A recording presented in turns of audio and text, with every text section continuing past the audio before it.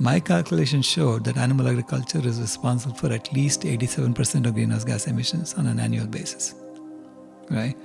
And that's, when I did that calculation, when I say it's an at least, it's an engineering lower bound, which means I guarantee it, okay, as an engineer.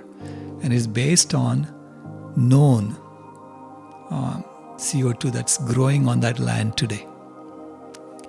See, when you say, I'm going to release that land and let forests come back, and you say, how much CO2 can be sequestered on that land? So how do you estimate that? You have to know how much vegetation is already growing on that land. And we know how much vegetation is already growing on that land based on how much food the animals are already eating. And there is an estimate for that. And that they're only eating above ground vegetation, which means however much they're eating above ground, twice as much will be sequestered below ground. Exactly. And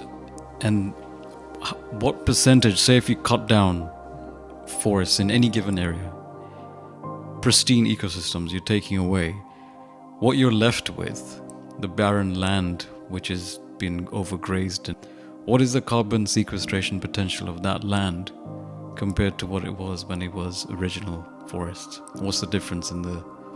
Well, on the average, a forest stores about 50 tons per acre.